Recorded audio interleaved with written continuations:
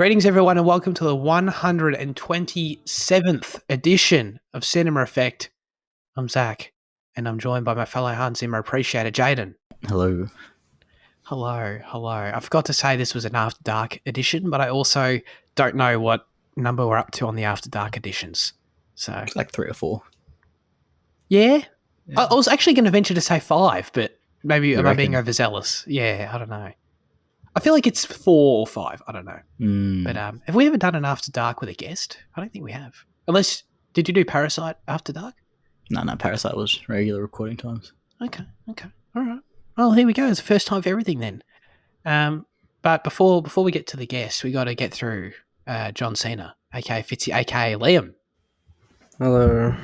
What's up? Not much. Pleasure to be with you here this evening. And same goes for our guest, who is it's Andy, guys. Remember Andy? Remember him? Andy, did we have a nickname for you? Oh, nice reveal. That was good. Well done. That no one can see. Thank you. Hello. I enjoyed it at least. And yeah, hi. Well done. Hello, well done. What did we have a nickname for you, or I don't know? Nah, you never given me a nickname. It's just No, I definitely introed you with something. You did, but like, yeah, and it was probably really good. It was something good, not something mean. I was hoping for something mean. Will it be stupid if I gave myself a nickname? Nah, I like it. I think it's good. Because I was thinking of calling myself Nate the Hater or Nate the Great Hater or some shit like that. Nate the Great's number one hater. Yeah, something like that. Cool. Yeah, that's fine. That's good. I like that reference. All right. Well, welcome, Andy. Thank you for joining us today. Ladies and gentlemen. Thank you. Let's get into it. This is Cinema Effect, the podcast where we review and talk about a different movie every single Monday. And this week, that movie is The Piano.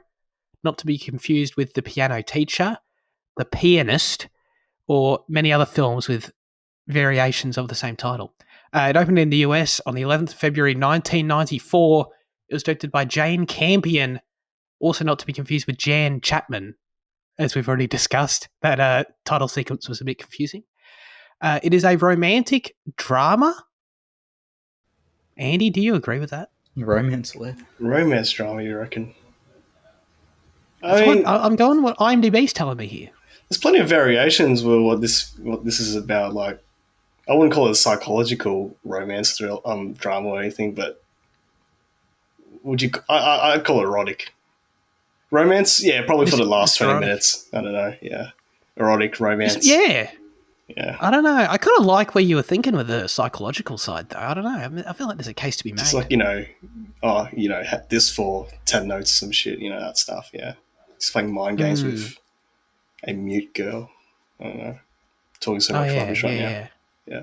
Oh, there was a lot. There was a lot to break down. Okay, but before we do that, the synopsis says, in the mid-19th century, a mute woman is sent to New Zealand along with her young daughter and prized piano for an arranged marriage to a farmer, but is soon lusted after by a farm worker. Wow, huge. Sorry, so I know Fitzy and I, first-time viewers here. Jaden, are you a first-time viewer or? Yeah, I'm not watching this shit again. Fuck no. Okay, we'll start with you. That's the moment that you suggested it. What did you think? What did you think?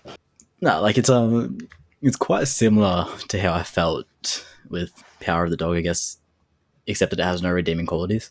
Like, it's very competently made. Like, yeah, sure, but it's just the subject matter is just all boring as shit, and I have no idea why I'd ever want to make a movie about it in any regard. Power of the Dog at least had the ability that post-viewing, it lingered on my mind for a long time, 4 or 5 days, 2 weeks afterwards, whatever. And I retroactively appreciated it a bit more. But this, like, granted, I've only watched it, like, I don't know, 6 hours ago, so maybe it will have that effect, but I doubt it. But like, it's just crap. It's just boring. Sorry, not crap, because it's super competently made, but it is just useless beyond degree of in regard to storytelling. Whoa. Okay, that's huge. Fitzy, what do you think? I don't know. I think it's it's well made. It's a well made film, but I don't really understand it. I guess I don't really understand the mute woman, the main character. I think it's Yeah, I don't know. It's interesting, but I'm not sure I can get behind it. Yeah. Yeah. I think I'm with you. Like I totally agree, but like in a positive way, I guess. Like I found this experience. There's so much about it I just didn't understand and don't understand, and I feel like I enjoy that about it. Like it's a puzzle that I want to solve. Even as I was watching it, like the main thing that was keeping me invested was just the very fact that I wanted to figure out what kind of story I was watching. I had no idea, and my perception of it kept changing, and my perception of the characters kept changing. And I was often surprised and just didn't know what the film was going to bring next, scene by scene. It was a far cry from, I don't know, genre films or a rom com or whatever, where you can see everything coming a mile away. Like this is one of the most unpredictable films I think I've seen in a long time, where I just had no idea what it was going to throw at me next. And yeah, I don't know. It was very thought provoking, I must say. So I'm excited to talk about it more than anything. I think. Andy, this is. Well, how many times have you seen it? This would be my third watch. Yeah, my third Oh wow, viewing. But the thing cool, is, cool. I would agree with Zach that there were a lot. It was very unpredictable at times, and upon my second viewing, the perception of the characters did change in terms of like, the relationships and you know basically Sam Neill and Harvey Keitel's grudge against each other, and Ada as well with her daughter. My Yeah. thoughts on the film though after this third viewing, not gonna lie, I was a bit tired after because I just got home from fucking uni, so like I had to watch it at 11 o'clock. But like my third viewing wasn't as good as my second viewing, so I don't know whether my second viewing reflects on what my thoughts are on the third viewing, but it is still a really well made film. If you get what I'm saying, like I just love its cinematography. The music would probably be the highlight of it, but like upon this third viewing, I did find some issues with the music, which we might get Oh, into later. sure. I'll refer to like a scene, and then that's where my admiration for the music drops down a bit. Yeah, but You're Jane Campion's really good, and I don't know about you guys, but you guys seem to not like Jane Campion at the moment.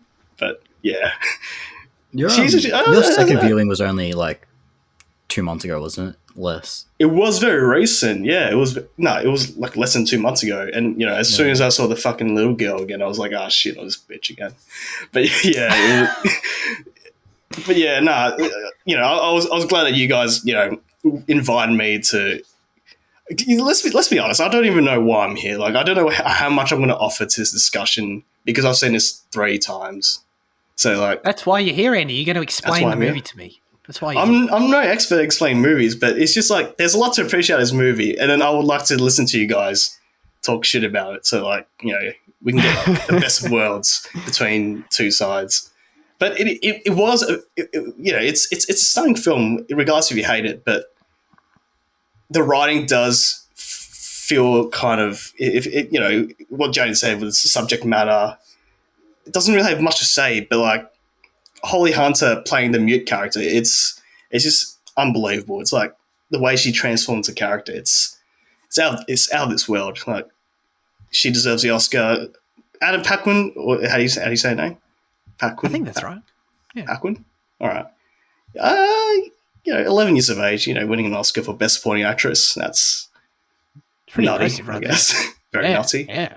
Hell yeah. Yeah, and Never yeah, been in a it's film before, by the way. for real. Oh, okay. Yeah. Thank you for your research, Zach. That's okay. Um, That's what I'm here for.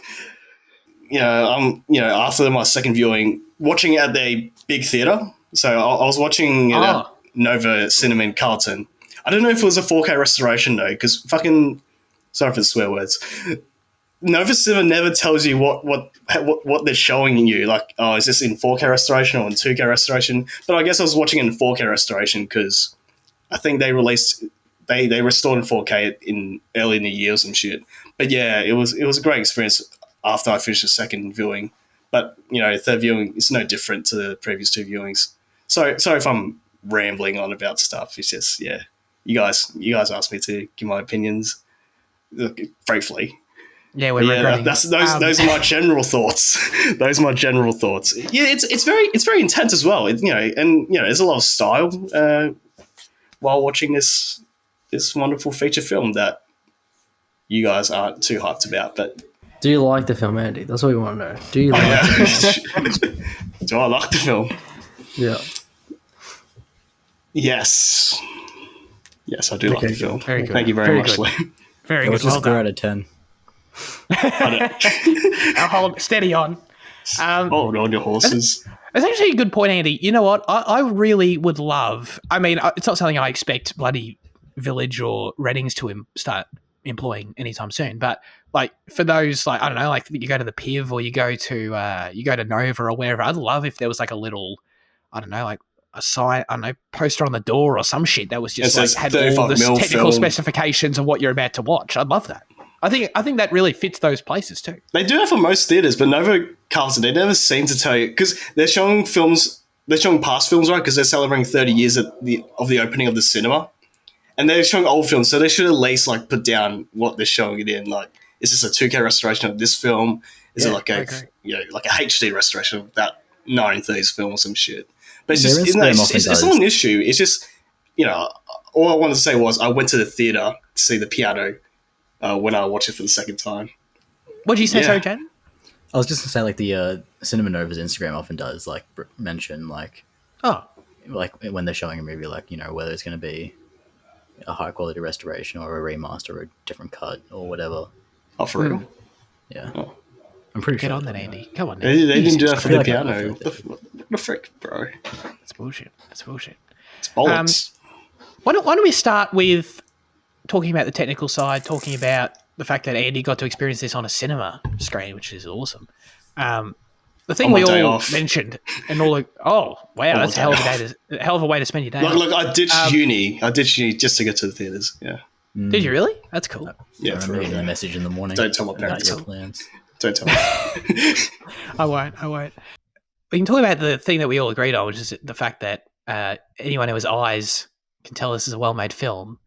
And dude, I just I wrote a sarcastic note that said, I think this was shot on film because the film grain is hard. It's a great style. I loved it. Like I loved all the visuals of the beach. I loved the opening sequence, the landing on the beach in New Zealand. Just the visuals then when they even go back to the beach and Holly Hunter's just, vibing on that piano out there and the waves crashing in the background. It's gorgeous, dude. It's gorgeous. Yeah, I think that opening 20 minutes, I was okay with the film. I'll freely admit that. I'm not strictly against it. But that opening is definitely where I was most intrigued, just because it was nice and there wasn't really any inkling of pleasant. What's happening. It was just nice shots and decent people. I was like, I can get behind this. Sure. Yeah, but yeah, like that beach, that piano, shot well. Shows off the New Zealand I'll lend landscapes. my praise there. Yeah.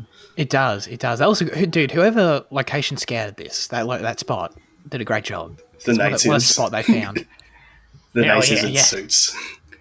Yeah, I'm not being racist. I'm just making that. No, you're not being racist, but I'll still cut that out. Cool. Thanks. Yeah. For sure. Yeah.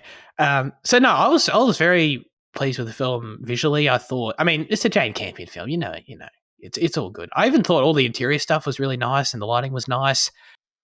So that was all cool. But in terms of the music, like I really loved it. I was interested that you brought it up as you found some issues with it, Andy, because it unsurprisingly uses piano a lot in the score, pretty much entirely in the score. And I thought it was very pleasant. It sort of gave me, it's the same reason I love these period pieces, like when we talked about Pride and Prejudice. Like I just love being in these 1800s time spans for get immersed in it for 2 hours and get some sweet ass piano. I really enjoyed it. For my third viewing, it kind of felt underwhelming, especially the last 30 minutes. So like it seems like the scene where what's her character name? Ada, her finger got chopped off. Oh yeah, I was drowning with so much music. Like I didn't notice it the first two viewings, but I noticed it for the third viewing. Like very explicitly, it was drowning a lot of music. Like I don't know. but this film was a lot very melodramatic, is what I'm trying to say. But also there was a lot of music playing in that scene itself. So I was like, shit, you had that one important scene to finish off, and you just ruined it with so much music. I guess you feel it was a bit overscored. Bit overscored, yes. That's Okay. that was what I was looking for, but I didn't say it right. So yeah, you get what I mean. Like, Yeah. the music felt a bit untrustworthy this time around. Bit untrustworthy. Oh, sure. Yes, Jane. I didn't like the music. I thought it was cool. repetitive and monotonous. And That too. Considering this came from the guy that did Gattaca a few weeks ago, I was like, Oh fuck, really? Oh. I was like, geez, mate, what are you doing? You had a steep learning curve in those 4 years of between. The music should be the best part, since it's called the piano. So Fair. I want to hear what you guys think about the score. I've already heard Jaden, so maybe Liam can have something to offer. I thought the music was the best part, though. I thought it was the best part. Yeah, I thought it was better so than as the well. visuals. Yeah. Yeah. The main theme was really good. Yeah. Yeah. It was the best part of the film, but then watching it again, it kind of like lost to the cinematography and the performances. But like, I always thought the music was the best part. Like, I agree with Liam. Yeah. Okay. In many ways, Well, but yeah. the Didn't best work parts for this me time around. are the music, Anna Paquin's performance. She's a really good child Bacon. performance. That's how you say her name. Bacon. And like the setting is really cool. Like, it's cool how they kind of live really close to each other, and they're like in a Minecraft village or something. It's really Minecraft in the coastal town. Yeah. Mhm. Yeah, it's a really good point. I thought Anna Paquin. Whatever. I think it's Paquin. Paquin. I'm gonna say Paquin. That's how I've always read it, and that's how I'm gonna stick with it. Paquin. I said Paquin at the start, didn't I? Paquin. I think that's how you say it. Paquin. We can't even substitute to the character's name because the character's name is Flora, as it says in the credits. Never once said it in the movie. Or- Never once did they say that in the movie. They never. No, named they her. did. No, I remember. Yeah, I don't think I've heard a single other word of Flora out of I anyone's don't think mouth. so. No, I can't remember. So I can't even say that really. But I totally agree with you. I thought Anna was terrific. Like, I thought she was a standout, like one of the best child performances I've seen in a long time. Just her chemistry with Holly Hunter, the way that she always has to translate what she's saying with the sign language, and the way she then delivers that to the other actors. I just thought it was terrific. Looks like Wikipedia says Paquin too, actually. Paquin. Paquin. Because they got that weird AE as the A, so it's like, I think it's Paquin. Yeah. Okay. Good job, Liam. Thanks. Nice. Very good. Very good.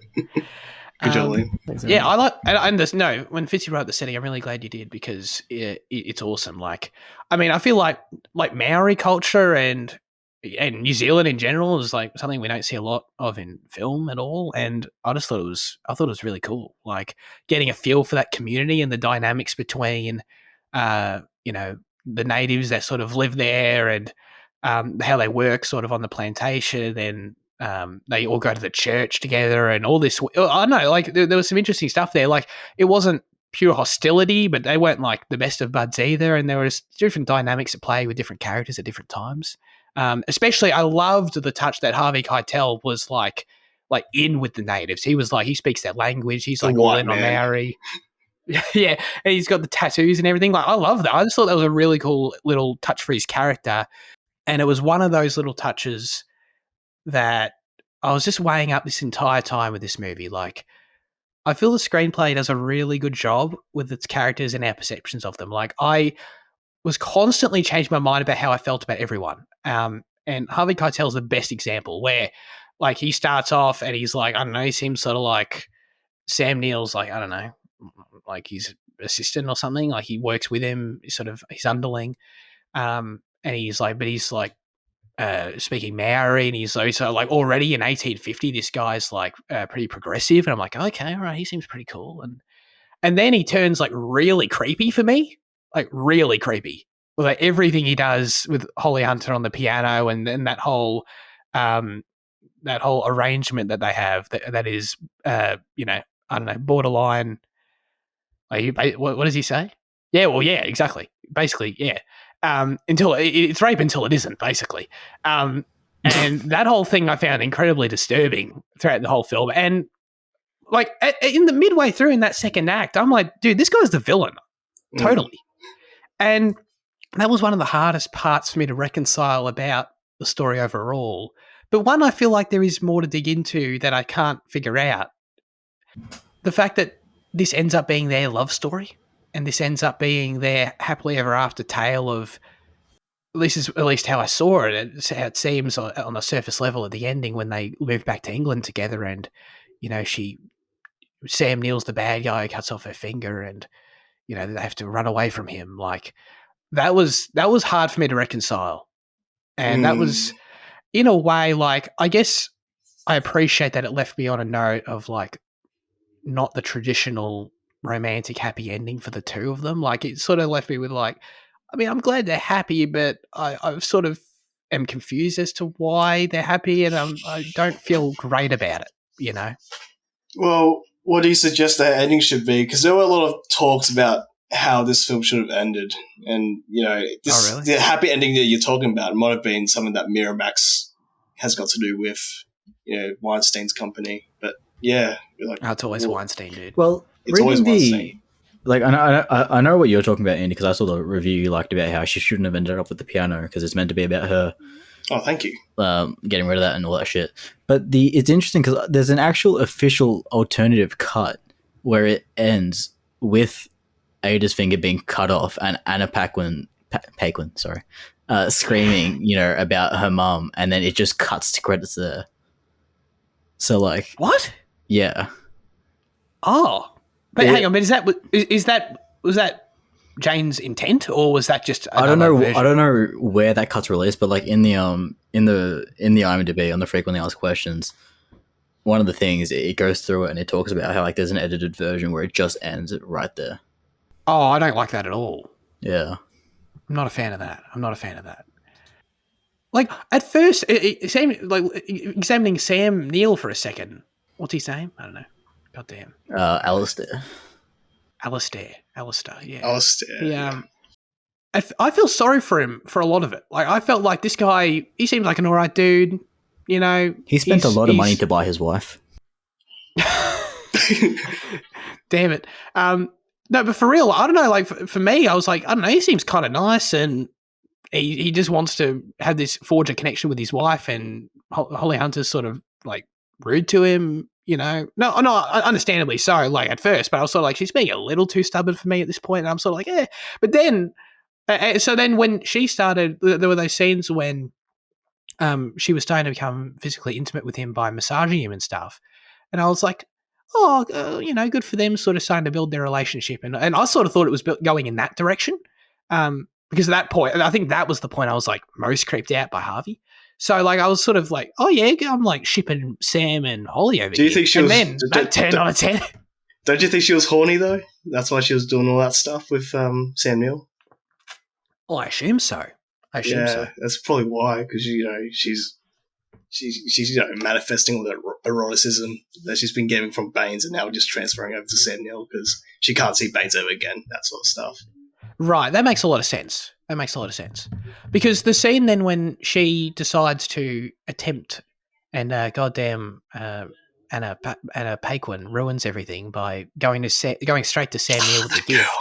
Which, by the way, again, that another great example of the film of me going, oh, I really like Anna Paquin. Oh, Anna Paquin, you suck, like immediately.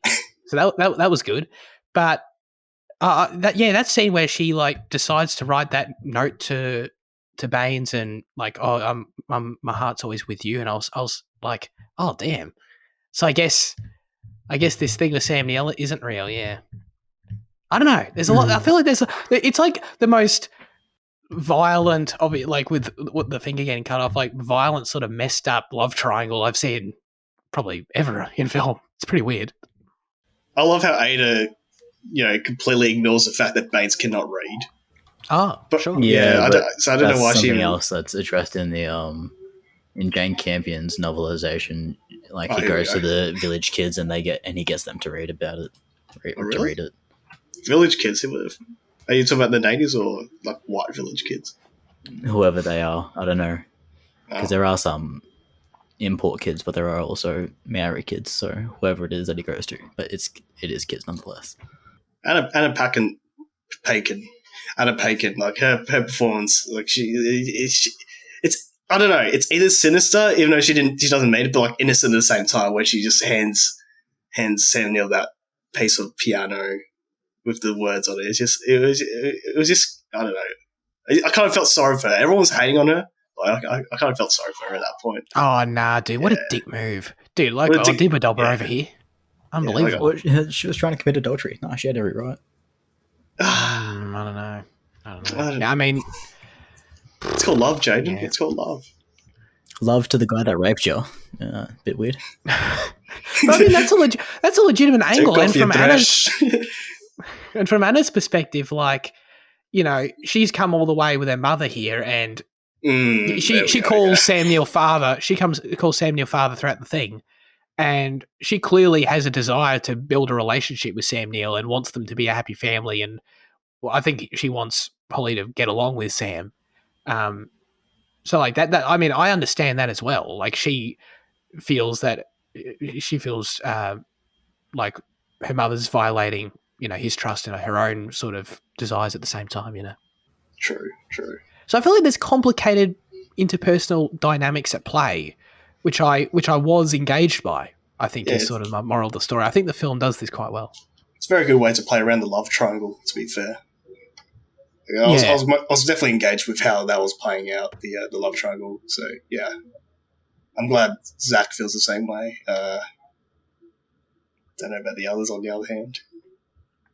Was this stuff a slog for you, Jaden, or was it just confounding? Like, what was your reaction? I just disagreed. I just disagreed and disapproved of the way it happened. I don't think that Baines and Ada ever should have ended up together. I don't even think she was meant to end up with Sam Neill. I don't think it was meant to be her and a piano, and that's it. To be honest, she had a disdain for Sam Neill the entire time, for sure. And I just don't think the movie addressed the whole situation with Baines enough to justify her ending up with him. That relationship was extremely weird and just wrong. And, you know, like, had a guy wrote that scene and that relationship, it would be torn apart.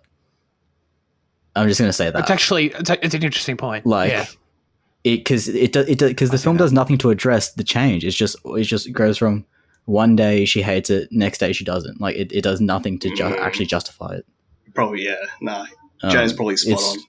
It's odd, at the very least. No, I couldn't get behind that decision. I couldn't get behind any of the characters. I mean, what's more romantic than 10 keys to lay naked on the bed with each other? Yeah. That's not romantic, dude. Yeah, exchange. 10 keys. The whole relationship's built on a fucking trade basis or whatever it's called. Like, it's not healthy. Yeah. It's not good. It's not romantic in any kind of way. It's not steamy. It's just gross. No. They can't see our faces. We're just like expressing different things, and they're probably thinking we're serious. Anyway, what do you guys think about Harvey Keitel's Scottish accent?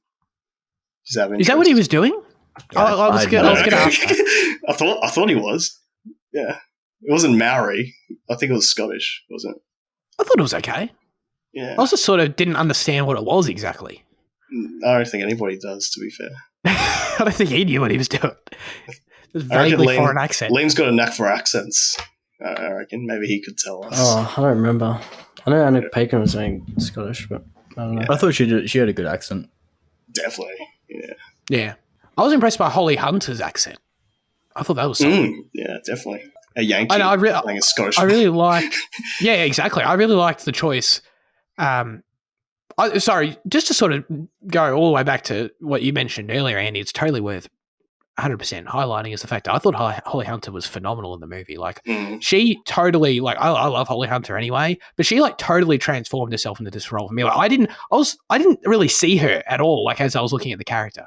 Maybe that's just because she's a lot younger too, but I don't know. Like, I thought like her attitude and her sort of feelings and the way she's sort of reacting to everything around her and the situation she's in is all delivered very well, and she doesn't say anything. So I thought she was terrific, and it was never like over the top or anything, you know, where it's like she has to emote a lot or anything. Like, it was I thought it was very, very good. And I love the choice, actually, that she actually gets her little monologues at the beginning and the end to bookmark the film, or to bookend the film, rather. I thought that was a really, really nice choice because right off the bat, when she speaks at the start, like even though she doesn't speak at all again until the end, I felt like just from that, from her talking about her life and her being mute and all this sort of like the lines she has, whatever she says, I felt like I connected with her, and like that basis, that background I got from that scene, like brought me through the rest of the film and made me understood her on a level that, as I was watching the rest of it, that I wouldn't have gotten otherwise. Like if the film had just started with them, on the boat, like landing on the beach, I feel like I wouldn't understand Holly as well. So I thought that was a nice choice. Yeah, it's a very good way to open and close a book through Ada's alternative voice. So, yeah, I can see where you're going with that. Yeah, it was a very nice touch to the entire film. Yeah, for sure. She had a line where she mentioned the idea that sometimes, and you're gonna have to help me out. Sometimes she swears or people swear that they can hear her voice because her voice is like implanted in their mind or something. She says something like that. And she uses the analogy of the sheets. Sorry? Was it about the little girl or? No. Holly Hunter says this about like people can swear they can understand her or hear her. Well, this is my first time hearing this, to be honest. Bloody useless. All right. That stood out to me. I thought there was something to that because then Sam Neill later says the same thing. He says, I swear to God, she's spoken to me. So there's like something to her inner voice that like connects with people in some way. I thought that was, I guess it speaks to how her aura as a person maybe captivates people. Maybe it's something like that. I don't know. That was a thought-provoking one for me. Jeez, how come I didn't take that? Did you remember that, Fitzy? Oh, yeah, because Sam Neill goes to Baines. Like, that's the whole reason that kind of happens in the end. Was it, it was after... I wish I was paying more attention. Was it after, it was after Neill finds out that Ada's been sleeping with Baines, right? Is that when that happens? That's when when he says it, yeah. Yeah, okay. But I think the idea was brought up earlier, but I think it was in her opening narration she brought up the idea. Oh, okay. I think. So yeah, that was interesting. Well, it's after he chopped off her finger and she's like sick in bed. Yeah, I mean overall, going back to what Jane said, I do like agree that's the main point. Main reason I can't get behind the movie. It's just like weird and wrong, and if it was written by a man, it would be bad. It would be like more like noticeably like seen as bad, I guess. Yeah, everyone. But yeah, I don't know. Maybe Andy, you can illuminate us on why it's not wrong.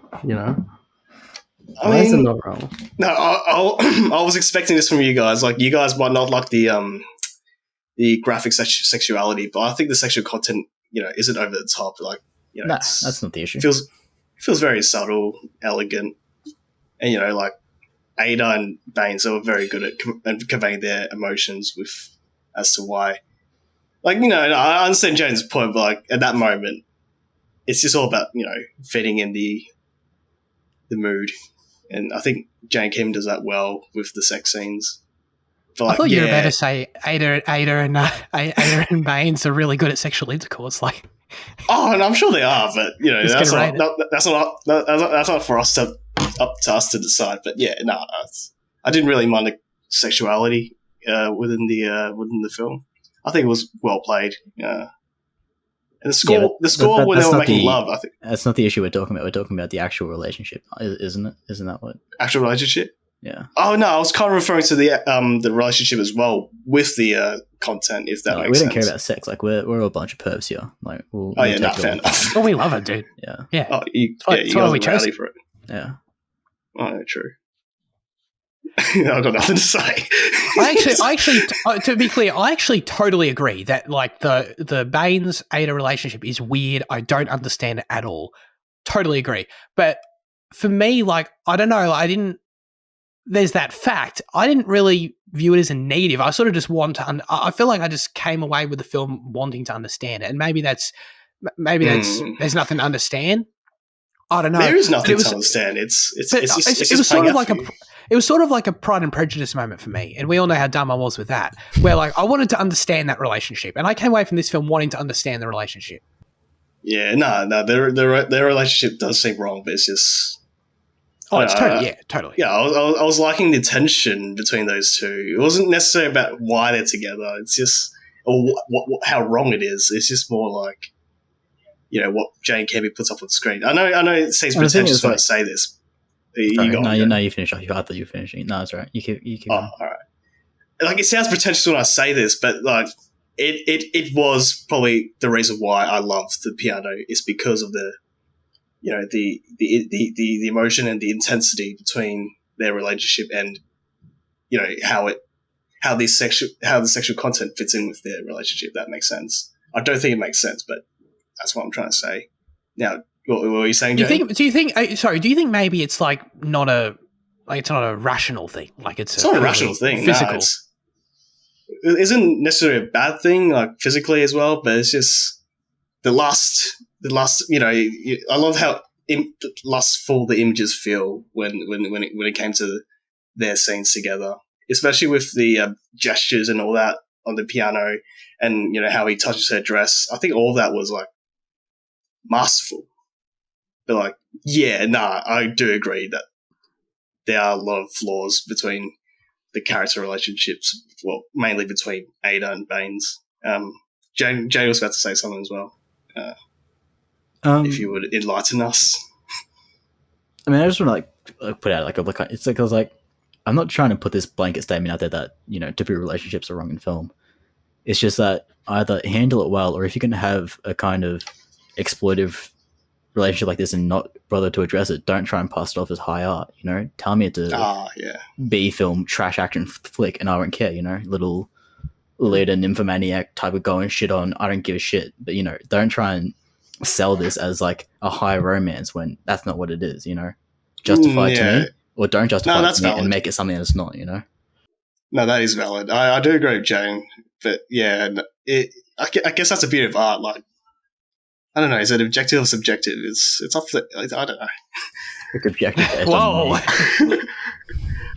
Like, it depends on the person who's watching it. I assume today they might hate it. Tomorrow they'll probably like it again. I don't know. That's a bit of rewatches. I probably didn't like it either, as same as you guys. The first time I saw it, I was like, "What the fuck is going on?" But I still gave it a high score because of the good elements, like the cinematography score. Is that what made you want to go and watch it again? Just the good elements that are just technical elements? Oh, at the cinemas? Yeah, maybe. Yeah, I was feeling like someone, because this piece is like a companion piece to Portrait of a Lady on Fire, so I just wanted to get the cinematography and the music washed up to my little tiny Asian little pricky little brain. Yeah. I don't know. That's if someone like Luke watches it, maybe he'll give us an opinion on it someday. But he probably won't watch it ever. So he's never watching this goddamn movie. You kidding me? Nobody's gonna watch this damn movie. You want to go, Zach? Sure. I had something written in my notes, and I would like to get your opinion on it. What do you think about Harvey Keitel's wiener? Yeah, I don't know. Like it wasn't very impressive overall, I would say. Wow, show us yours so we can compare. I think compared to Ben Affleck and Bradley Cooper's. I'm purely talking about the Cinema Effect films, of course, Jamie. That's right. I wasn't compared to other penises we've seen on screen and the ranking. This has got to be at the bottom, and not because it was a bad penis, you know what I mean? But it just wasn't that. It was just like, oh yeah, that is certainly a man's penis. Like, all right, cool. Like, there was nothing impressive about it whatsoever. But I must say, I think the film did a good job of subverting my expectations of if we were going to see it or not, because there was that one scene early on. There was that one scene. The only time I was like engaged. I'm like, what, are they going to do it? Are they not? There's that one scene where he's cleaning the piano, and you're just like the whole time, and you're like, you're doing these ones, looking at the screen, like, dude, are we going to try to get a glimpse? I was like trying to look at my laptop screen. I was like, shit. Yeah. And at that point, you understand. After that scene concludes, you're like, oh, okay, well, this is one of those films that I'm going to do it. And then I thought the film was like, that's when I knew it was high art. When I was like, dude, no. We're gonna show it. Don't worry about that. So that was pretty wild. Lovely. But like, I assume it ranks below Ben Affleck from Gone Girl and Bradley Cooper from Nightmare Alley. Definitely. I mean, Ben Affleck's number one. Oh yeah, for sure. And then yeah, sure, Bradley Cooper can be two, sure. Yeah. It was shown in the corner of the frame, so we didn't get to see the full thing from Ben Affleck. So, but dude, you didn't need to see it, the whole thing. You know what I mean? Yeah, it's fucking massive.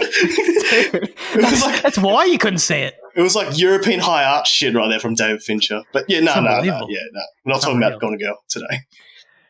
Oh my god, that was such a different direction than where I was going to take us, Andy. But sorry. The other thing I really let's get out of goddamn Shrek Swamp, which is Harvey Keitel's house, and let's Sex talk dungeon. about that's sort of what it felt like. Let's return to. I want to talk about the ending, and specifically the part that apparently in this weird alternate version James brought up would have been completely removed.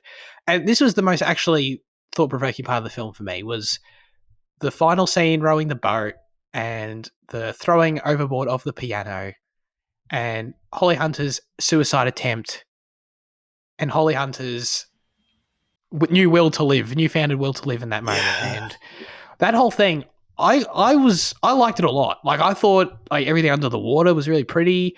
I was like constantly like, I feel like I had a relationship with the piano as an object in the movie, because of how much it meant to Holly. And again, it just makes perfect sense why it means so much to Holly, because as a mute person, and that's the way she expresses herself. So all this was going into the scene, and I had a difficult relationship with throwing it overboard or not. Like, I was already engaged by that dilemma alone, and then her choice to fall in with it. All that I thought that whole scene was like a 3 or 4, however long minute it was, roller coaster ride of emotions for me. Like, I really liked it, and I was just curious if Andy could shed any light on it, because I feel like it's saying something about, I don't know if it's saying something about suicide or saying something about, the will to live or whatever it's saying. I feel like it's saying something along those lines. It tried to say something, but then I saw the piano again afterwards. So I was like, what really is this ending? I want to hear from others, like what they thought about the final moments of the film. No, the suicide attempt was really, really good. Yeah, I'd say that. No, it was really well executed. Well, was it good if she wasn't successful? It was Sounds terrible. like it was successful. It was a good attempt. Terrible suicide attempt, but it was cool. I think it makes sense that she wanted to kill herself, I guess, because she lost a finger and the ability, like, she didn't have as much ability to play the piano, I guess. And I guess the piano was like maybe a representation of like all the trouble she went through in New Zealand. So yeah, that was cool. What most interested me was like afterwards, I think I looked at some reviews and just like a snippet talked about like the doubt in the ending. So I thought like, cause like at the very ending, it shows like her body at the bottom of the ocean. Which suggests like maybe that's the way it actually ended. I don't know.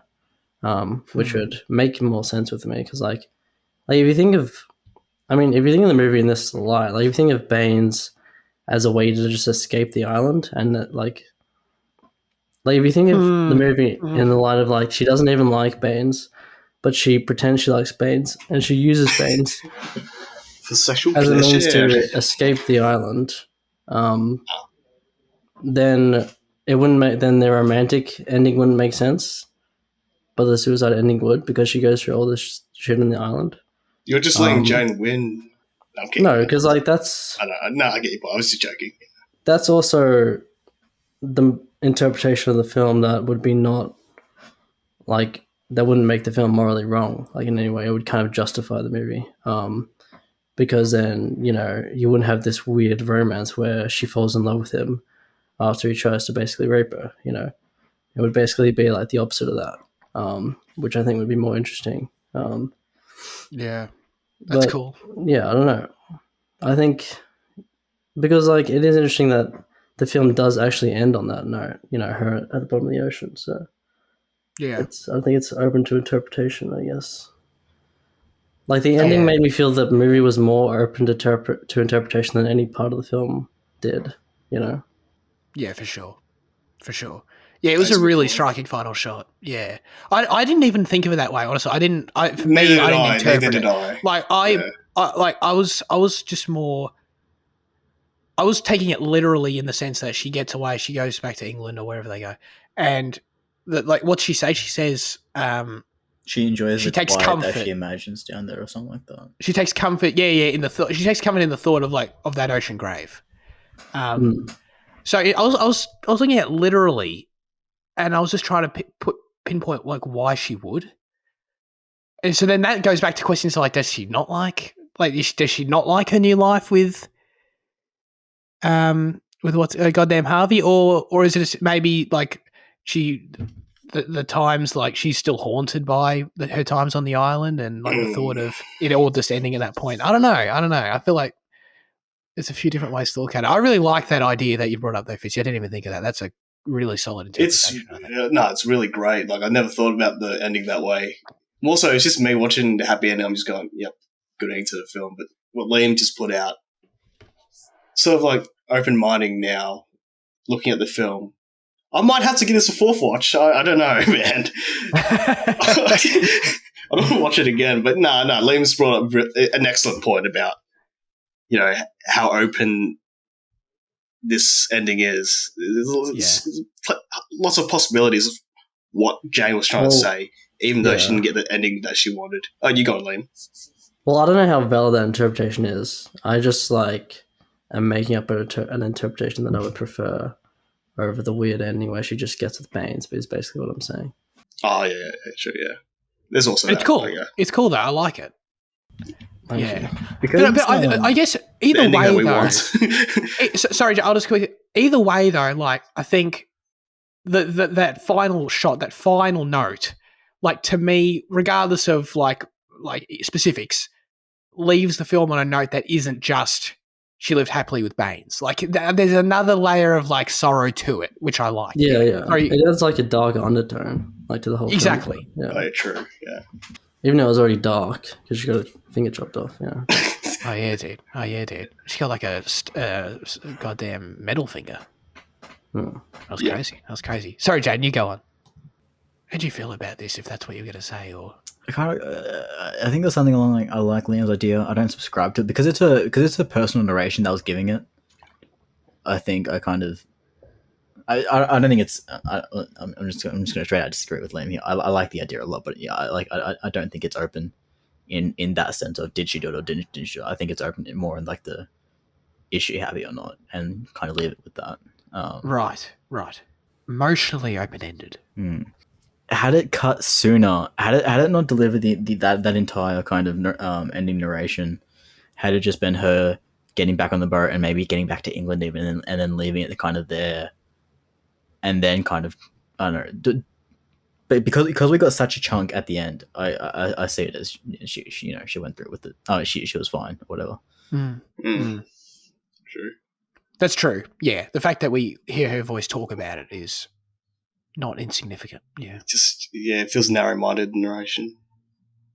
But Liam's interpretation does sort of open a lot of possibilities. That's not like my interpretation. That's just like oh, not yours. Sorry, the ending opened up the fact that could be an interpretation.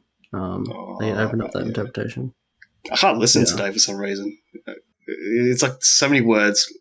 When I'm listening to someone talk, there's so many words. I thought it was that word, and that's what. Well, life's tiring, Andy. It's exhausting. Life's tiring, man. Yeah. Processing information. Podcasting's hard. Oh yeah, no doubt. Yeah. Did you know, guys? Holly Hunter learned to play the piano when she was 9 years old, and thus played most of the piano sequences herself. Pulling a Tom Cruise is Holly Hunter in this movie. Wow. I didn't know that. I just thought she rehearsed it like short notice before the film started. So. No, she was a gun. That. She was a protege. She was a Top Gun. Hey, yeah, very good. Very good for her. I was just going to say, because this is literally something I found out after my third watch, like during the credits. I did not know Lee Smith, Christopher Nolan's regular editor, was a sound designer for this particular Jane Chapman film.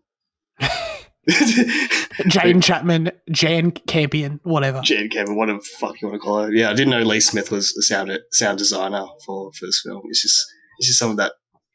I don't know. That's It's good. just you guys, but it's just a weird fact that I It is a weird just found fact. out. Yeah, I like that. it said sound designer Lee Smith. I was like, I thought you did So a you really got good. an issue with I him hope it's then the same because one. of his sound. no, I don't. I love him. He's a great editor.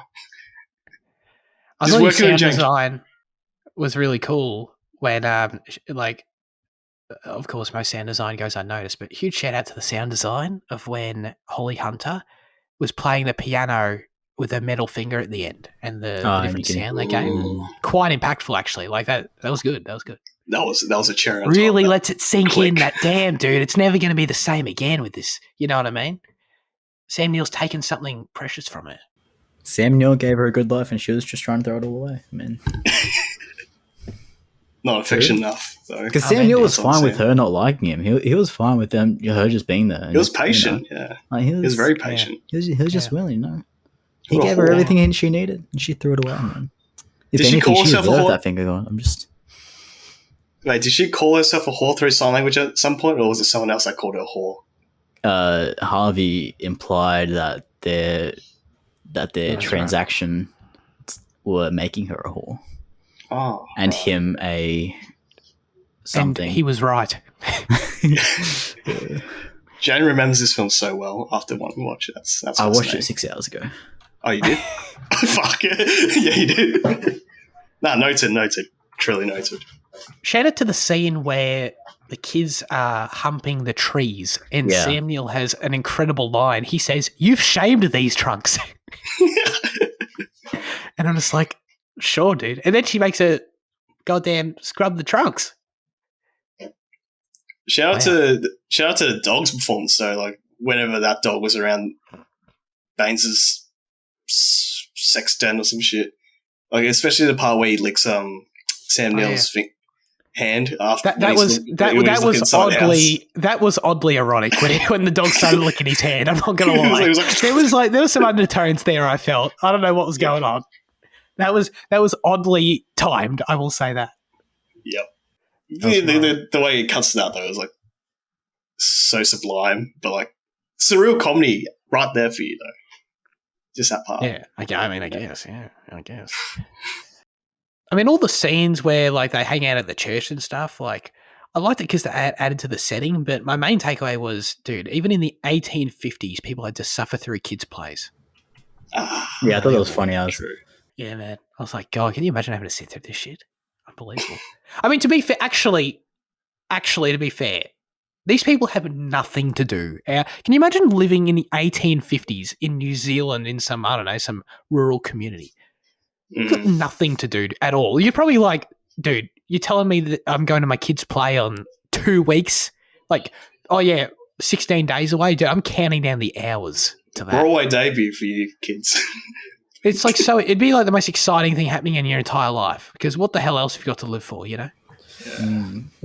I was going to mention something about the foreshadows for the kids theatre scene, or was it the scene before? Not the scene before, like, you know, the chopping off the finger thing through the shadows. That's all garbage. Yeah. Yeah, I was just. I didn't even think of that. I thought that was a weird, goofy scene that I actually liked by itself. But yeah, I didn't even. It's totally foreshadowing. Yeah, good point. Yeah, and there's also that part where after Sam Neill finds out about the key with the words on it, like he handed it to one of the natives, and one of the natives was like trying to tap it, and they were like, "It's lost his voice. It can't sing anymore." I thought that was a nice overshadow to what was going to happen afterwards, but I don't think that makes any sense. I just said that for no reason. No, Those are my that's very notes. fair because it's like yeah, because Ada loses her crucial digit and she can't sing anymore. That's very good, very observant, that's a big positive for the film that doesn't have a lot of those. So Yeah, I guess Jane's right in that way. Yeah, there's not a lot going on, but besides that, but I do want to point out about the natives. Like, do you think the portrayal of the natives were like a bit animated to you guys? of like how do I word this? So the Kiwis kind of addressing their problematic past with how their settlers have treated the Maoris is a lot better than how the current Australian government is treating ours with the Indigenous. So when you, I think like, so like, you know, this was 7 years ago, however long it is. Like, I think in this New Zealand kind of culture that has since developed because of how aware it is of, you know, what they've done, I don't think that you wouldn't be able to do that anymore. Was it specific? Was it their behaviour or was it their relationship with the They white are dudes? kind of just derivations of very simple characters of kind of just, you know, they are just a bit goofy, a bit dumb, a bit kind of, Yeah, it's fair. yeah, like weirdly it portrayed. doesn't give them credit at all. They've been colonized and they've kind of accepted it and they've lived with it and that's it. To think that Jane Campion's a Kiwi as well, the way she represents the natives in her country, it's just so batshit crazy, like the way she portrayed those natives. Damn, you turned negative real fast, Andy. No, like I've been told Jane Campion, man, she's nuts. I'm not. She's nuts, man. Like, I don't know. She's got a problem with a lot of people, I including don't Sam know Elliott. because, you know, like look, we obviously do it. We have a film podcast, so we're all raging racists. So I'm actually all for it, but you know, just but, you know, just from the global lens, you know, is why I'm bringing that up. There was also a random shot of like a stop motion animation of a man on fire, and I assume they're talking about a father got struck by lightning, and I was like, Totally forgot I couldn't about even that. get into that after 3 viewings, and I was like, I don't understand why that was added. Yeah, Oh yeah, I forgot about that. Yeah. that is weird, actually. Yeah, So out of place. they needed to do it. They need to either remove it or do it 6 more times to make it feel like it belonged. Fuck, man, yeah, do it 6 more times. Don't do it Yeah, once. I mean, why not? Yeah, it's weird. It's like they accidentally misplaced the stop motion in the editing room, and then they released it in concert with and they're like, "Fuck it, we're just going to keep it in there for the theatrical releases." It did feel like that. It did feel like that. Yeah. Yeah. Let's get to our final verdicts for The Piano. Wow, this is exciting. Jaden. 4. Oh. Like the amount of fingers that Ada has left on that one hand. Nice. Harsh, bro. Nice. Did you know the second that a finger was cut off? Oh, yeah. It all makes sense now. I'm giving this a 4. It's going to be this. No, I don't know, because like when I go into this and like I know I have a negative opinion of a popular movie, of a well-grad movie, I always like try and think like I always try and keep an open mind to be influenced into changing my score higher, so I don't come across as pretentious in the review. Because I'm, you know, just for the sake of hating a popular movie, so I'm like, no, it wasn't a 4 immediately, but it was definitely low. By the end of this discussion, we all failed. Jane just has not has a good time with Jane Campion, obviously, giving Power Dog 5 and now this 4. No, Power of the Dogs changed to a 6. Oh, did you? It was initially a 5. But yeah, like I said, it actually lingered and it had something, you know, to say, I feel, whereas this does fucking nothing. Yeah, Power of the Dog's quite good, but yeah, the score, like I think I remember talking about this post-show. I'm not sure if we talked about it on air or if it was just after the stuff, but like Power of the Dog is quite good, and I don't think my score reflects the quality of it. It's just that it's kind of a score, and like I don't know, like if I was to speak about it, it would be in a much more positive light than what the number would be. So yeah, that makes sense. All right, Fitzy. No. Just for C. Yeah, I'll also. I'll give it a 4. Yeah, 4. Yeah. Didn't seem like you were talking negatively about it. I mean, what do you rate? Like it's still somewhat a bit immoral. You know, I can't really get behind it. It's not Sallow. Sallow has a message behind it. Yeah, it's about fascism. Does it? It's about really? I haven't seen it yet. I want to watch it though. Yeah. Well, I was expecting Liam to give it 6 though, to be fair. Well, you were wrong. Super wrong. Man, I'll slap a 7 on it. I'll do it. Yeah. I've got balls, you know what I mean? Balls of steel. Yeah, I know. Honestly, I'll come to that because I was, as I mentioned, I was fairly engaged, and I like looking at it with my relationship with The Power of the Dog, like 2 incredibly well-made films. I like The Power of the Dog. But if I think about where they left me, I was confused by The Power of the Dog just as I was confused by this film. I would say probably equal levels of confusion. Actually, it's different kinds of confusion because Power of the Dog, like, I don't know, it's about a gay cowboy. You sort of get the gist of it. But in terms of specifically the endings, we'll say, I was confused by both of them. But Power of the Dog was an ending where I was like, I don't understand it. I need to Google it.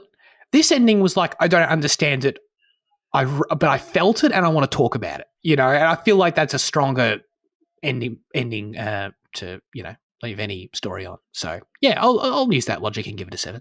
Andy. No, that's a good point from Zach. Like, they're both very confusing endings, both of those Jane Campion films. But the reason why I kind of like it is I didn't really find The Power of the Dog that amazing, but I won't talk about that now.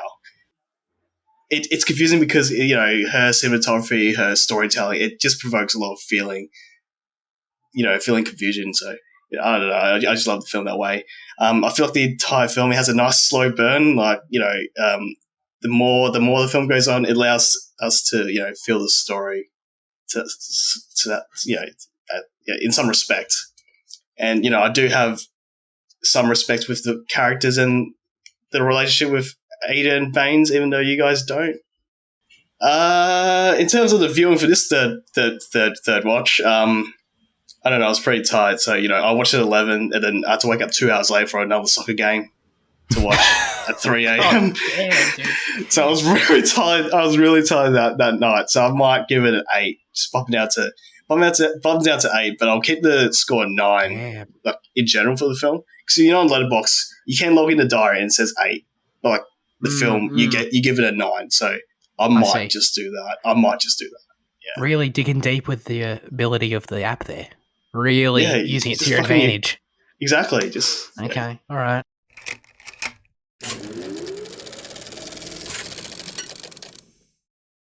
Let's get into news chat. We've only got one item, but of course it's the most important item perhaps ever in the show's history. Raise your hand if you watched the Super Mario Brothers trailer. Oh, no. Oh, damn, Liam. So close. We were this close. I just watched it because Luke mentioned it. That's all. But I would have been the same as Liam. I would have been the same as Liam because I don't really follow much film news. Mainstream. Mainstream.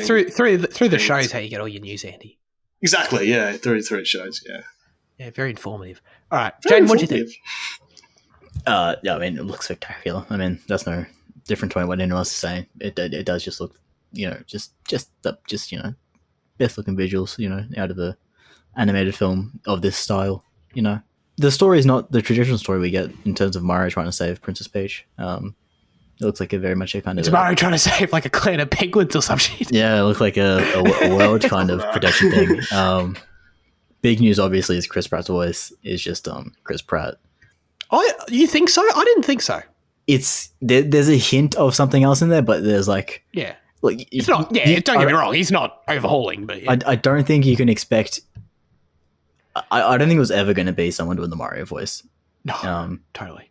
In English, at least. I saw a clip from the French trailer, and it's like there's a French dude that's doing like full Mario. But like in regards to the English release, like it was never going to be a full Mario. So like I don't know. I think it's okay.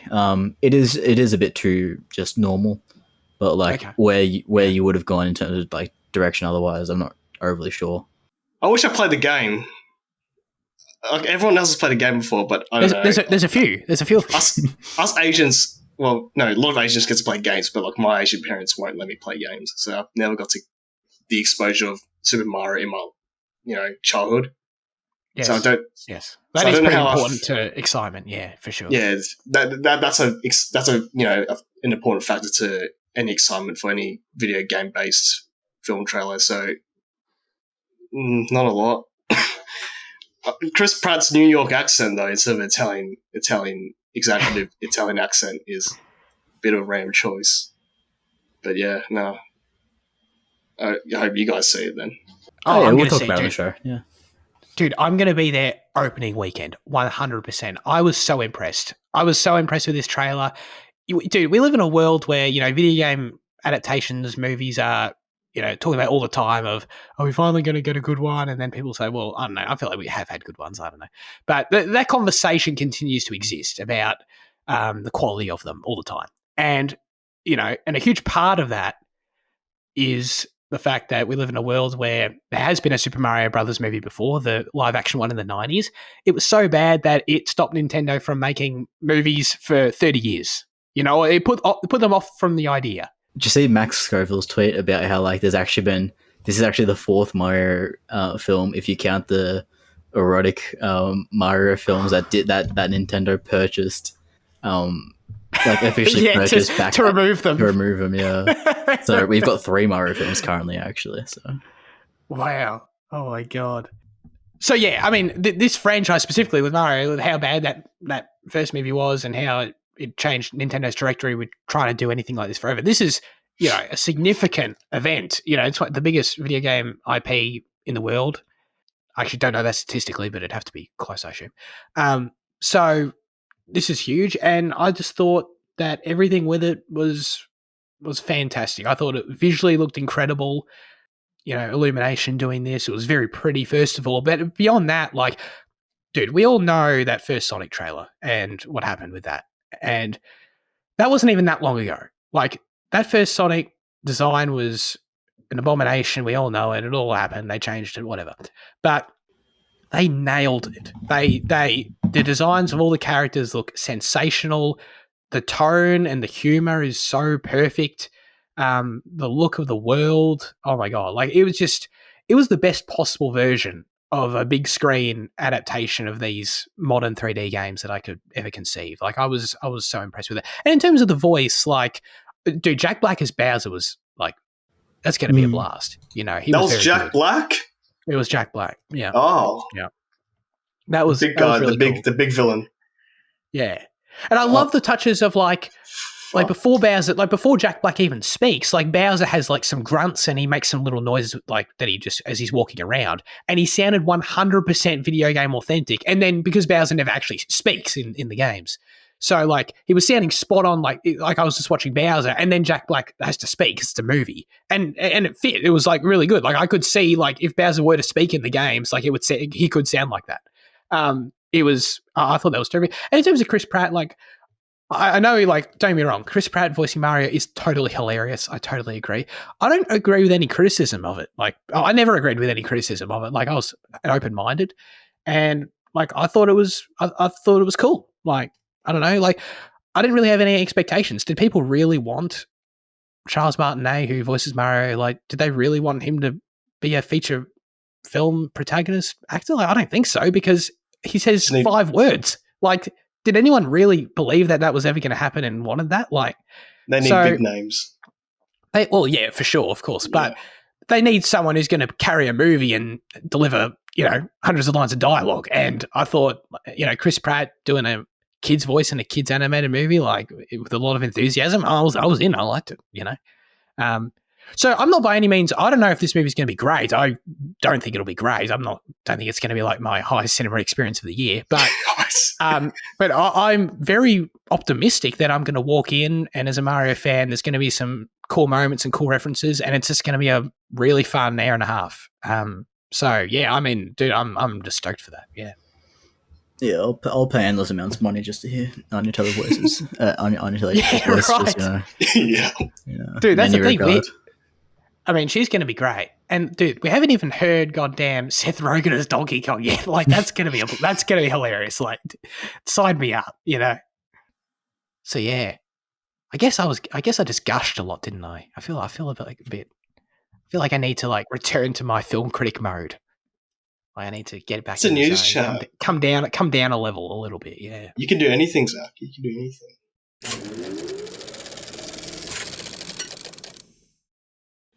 All right, let's get into our highlights of the week. Damn. Is that the only news? Okay. Most important news story of all time, Liam. Come on. Of course. Yeah. Whatever Liam's watching is the most important week of the year. Just most important news of all time is what Liam's watching right now. So, Liam, what are you watching? My highlight was Red Eye. That was my highlight. This is like a plane. It's a movie set in a plane, and Cillian Murphy is like intimidating Rachel McAdams. and it's really good. It's like a really nice little like thriller type of thing by Wes Craven, who did Scream, did all the Screams. Oh, not all the That's who Screams, but directed it. did some of the Screams. I mean, 4 out of 5. 4 out of 5, yeah. That's quite a few. I don't know. It's got some very nice, tense sequences and stuff. Definitely a very, very high recommend. Yeah, Red Eye. Red Eye. Aye. Aye, Captain. Cillian Murphy's in it. I'll watch anything with Cillian Murphy in it. So, yeah. I haven't seen a Wes Craven film before. You Would you guys say have. it's tonally in line or genre in line with Scream? Actually, yeah, kind of, because there is a bit of a slasher chase sequence at the end, but it's not. It's a really good thriller. It's not like a horror film. Yeah. That's cool. Very good. Mm. Asian Jaden, do you care to enlighten us on what your highlight was? I wasn't really expecting. I forgot about this part. I mean, I would talk about the power of the dog, but I don't feel like talking about Jane Campion anymore for today. Yeah, we're done with Jane, dude. Yeah, we're done with Jane. Absolutely done. I mean, I watched Little Women, and you guys did a podcast on that somewhat 2 years ago, right? Close to, yeah, sure. Probably. Yeah. Close to 2 years ago. How'd you feel about that one? That was fucking great. I mean, solid film. I love the switch between timelines. I thought it was shot on digital, but it was actually shot on film, and the way that whoever lensed this film did a great job. Like the color temperatures for gold for the childhood scenes versus the cool blue for the adulthood scenes. I thought that was phenomenal. Just the way it was shot. I cared about the characters, and it's just a great experience. Like, I feel like this Little Woman does make every period piece feel one-dimensional for some reason. Well, in terms of other period pieces I've seen, even including Pride and Prejudice. I know that they can't be the same thing because they're not the same nationality per se, but it's just like I was actually more engaged in this period piece than the other period pieces I've seen. Like, the others do feel kind of one-noted with just like, Greta Gerwig has that thing where she's got a cinephile mind and she knows how to make films. It's just, it's a great film. I won't talk about it anymore, but it's just, that was my highlight of the week. Like, Little Woman, great film. Saoirse Ronan, she's a star. Because I have a Patreon account on Letterboxd. I chose a poster with Saoirse Ronan only instead of the normal Little Woman faces that you would usually see. So it's just like something else. I hate this custom poster feature because sometimes you get a poster from like some random dude and you're like, hold on, what's this movie? I've never seen it before, and you click on it and you're like, oh, that's what it is. And you're like, it's a cool feature, Jane. Like, it's just like, it's nutty. It's for a website full of left-wing socialist communist people, they have no issue with the pay tiers and the class divide that is emerging from from the platform. Whoa. Very Love cool. that. Very cool. Thank you, Andy. Fucking socialist, eh? Oh no, don't expound, please. No. I paid for Letterboxd because I'm very grateful with what they've done with the website. That's just my perspective of how I show my gratitude towards Letterboxd. And, I love the Patreon account, so yeah. Okay. Very civil. Fuck the socialists, though. Okay, Sorry. not so civil. All right. Highlight for me, man. I don't know. I watched Ticket to Paradise in the cinema. It's the new George Clooney and Julia Roberts. Rom-com. Any relation to the Ocean series, Zach? No, thank God. No. Thank you for confirming. Julia Roberts continues to be the most boring actress I've ever seen on screen. Oh wow! I really hope she still doesn't get. I really hope 15 million isn't still her salary. It's actually probably higher adjusted for inflation. It's probably significantly higher now, unfortunately. But yeah, it was cool. I sort of enjoyed it. I like these kind of dumb movies, man. Like, so some are better than others for sure. But I don't know. Like, you know what you're gonna get. It's a fun time. You expect at least some cool bits, some cool jokes, and some decent chemistry between the actors. And like Clooney and Roberts have good chemistry, and they have some good bits together, and that's fun. who? Oh my god, it's their daughter in the film is it Caitlin? Is it Deva or Denver? How do you say her name? Oh, Diva. Oh, the one from Caitlin D. Did you say Diva? I Caitlin Diva. mean D-E-V-E-R. Oh, no. It has an N on it, I swear. Caitlin, I would say okay, Diva or Deva. Yeah. I've got a crush on her. Like I really enjoy. I think she's great. I just think she's a really good actress in general. Like so like she was fun to watch. Billy Lord's in there too, and she's fun. So I don't know. It's one of those things that like, you know, you're getting some cool actors involved, and I really wish my main criticism with it that stopped it from like is one of those things where like I give it a 6 because I like lightly enjoyed it. Oh but, yeah, like, I was going to ask you that. It had the potential. It has the potential to be a 7. You know what I mean? Like these films going in, it's always like I'm going to give it a 6 or a 7. All right, and you know it just didn't. There are a few things. It's like in the third act, it leaned way too hard on the emotional stuff. Like there are way too many emotional scenes in a row. Like but they're the kind of rom-com emotional scenes where like dude, we knew this was going to happen like from the first 5 minutes of the movie. Like this stuff is totally predictable in every way. So when they're going to do predictable stuff like they always do, I'd much prefer that they just get the predictable stuff done. They do it because it's an obligation, but then they continue to lean into the humor and the fun aspects. And this movie sort of got bogged down, got distracted away from the actual fun stuff, I think, in the third act, which was sort of a bit disappointing. But yeah, I don't know, it was cool. Throw it on Netflix if you're down. Beer pong seems like a fun activity. Oh yeah, they did play beer pong. Yeah, that's right. Yeah, they did. Yeah, I saw a trailer. Yeah. I mean, most people who watch rom-coms wouldn't be able to justify how good the film is like you did, Zach. So I applaud you for choosing a rom-com film as Heart of the Week. Thank you. I saw a really good. I think it was the top Letterboxd review that was just like, how much I've missed going to the theater and seeing a film end where the credits are rolling and there's the bloopers playing. And I related to that because I was like, yeah, that's so true. I haven't thought about that in years, but yeah, this film did that. So yeah, it was cool. A Jackie Chan trait. Oh yeah, that's right. Yeah, he does that. That's true. Jaden, what about you?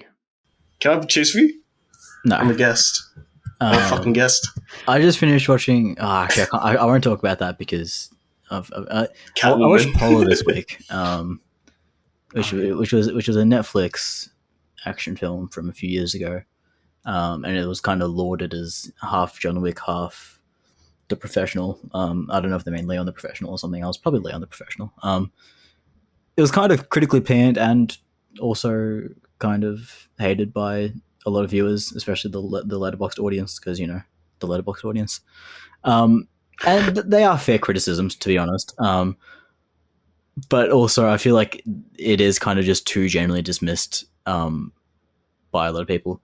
It is a decently fun watch. I mean, like, it is just an exploitive action film just made by some people. It's got Mads in it, and that's all I really need. For sure, dude. Mads Mikkelsen. There's certain, like, the majority of the you've got a few, there's a lot of different settings, but like where a lot of the film is set in Triple Oak in Montana, it's rather normally like kind of colored, but then almost everywhere else it is so grossly saturated in just hyper colors. But it works. It just works so well. Like, it starts in Chile, and like the trees are grossly green, and the sky is just horribly blue. But it just looks nice, to be honest. In the end, and like I don't know why the effect just works. Maybe it's just because like the rest of the film and how it's odd because like there's not much of a style, but there's also so much style to it. So I'm like, I don't know what to call its style, but like it is like stylistic, and I guess like that kind of super saturation does suit the style. But yeah, Polar was a decent watch. Tony Scott-esque. But not anything fantastic, but decent. Yeah. Walking away from it, were you like, that was worth it for Mads, or was it like, yeah, that was sort of a false buy? Nah, Mads is just pretty stock standard, kind of. Like they push him into a mold. He's not given his full. But he is a silent kind of assassin. That's his whole character. And he likes to fuck around. Not as in have fun. I mean, as in like literally fuck around. Oh, cool. Yeah. So yeah. This close to seeing his dick as well. This is another. That's interesting. Like he turns around, full body, all naked, but the way the set lit is all just shadows, unfortunately. Oh, damn. Yeah. Time to go on AZ Nude Men's. Liam, Oh. perhaps did Mads ever show his cock in the Pusher trilogy? Is that something we can look forward to? Oh, nah, I don't think. Nah. Actually, you know what? Maybe. Maybe. I tend to forget all the dick shots. Like, Dick shots. I forgot about Harvey Keitel's nest. I forgot about. I didn't even realize Ben that there was Affleck. one in Gone Girl and the other one, Nightmare Alley. So Gotta get your head in the game. I'm a bit What else are you on blind the to show those. for?